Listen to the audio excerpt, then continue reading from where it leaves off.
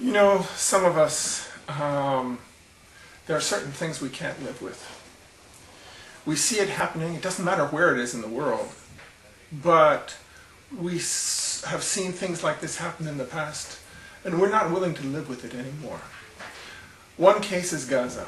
In Gaza, more than half the population is children. They're being starved to death. They are receiving 41% of their necessary food amounts, according to the United Nations. They're 1 in 7 that has requested transit through Israel or for medical treatment in Israel has been granted. The other 6 out of 7 have been denied permission for urgent medical treatment.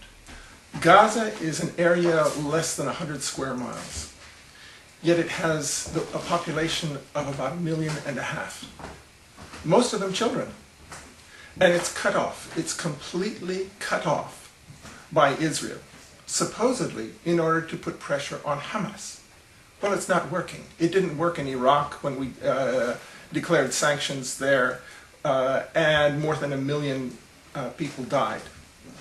The same thing is happening in Gaza now, and who is speaking out? What are we going to do about it? Some of us have decided to do something about it. We're going to go to Gaza. We can't go through Israel because Israel won't allow us to. We can't go through Egypt because Egypt has an agreement with Israel, and they won't allow us to go through there. But fortunately, Gaza's on the sea. And the sea leads to international waters. So we can take boats and we can go into Gaza. And Israel has declared that Gaza is no longer occupied.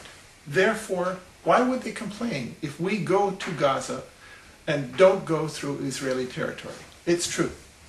Gaza is patrolled, Gaza waters are patrolled by Israeli forces. But illegally, and in contradiction to the fact that they say it's not occupied.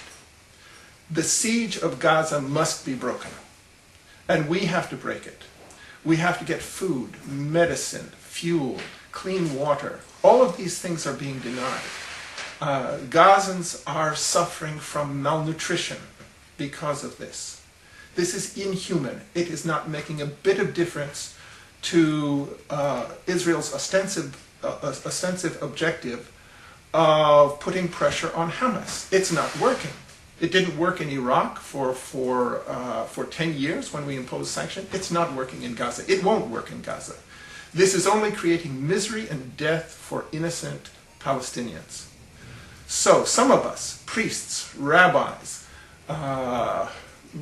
Buddhist monks, ministers, are going to go to Gaza, and we're going to say Gaza needs to be free. We're not going to ask Israeli permission to go, but we're going to take Israeli citizens with us, and Palestinians, and citizens from all over the world, and hopefully movie stars, and members of parliament, and everyone who wants to come with us and who is opposed to the siege of Gaza.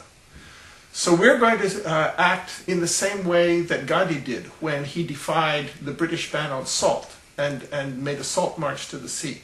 We're going to behave in the same way as the defiers of the lunch counter prohibition against African Americans did in the United States. And they sat in those lunch counters even though they were not permitted to do so. We're going to do that. We're going to go in without permission.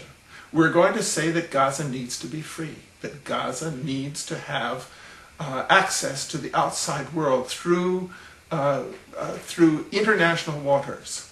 Never mind, Israel has the right to control its own borders. Egypt has the right to control its own borders, but Gaza has the right to control its borders as well.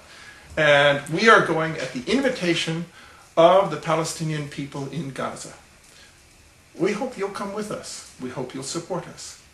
If you want to, if this interests you, we suggest you go to the website www.freegaza.org and tell us you're ready to help.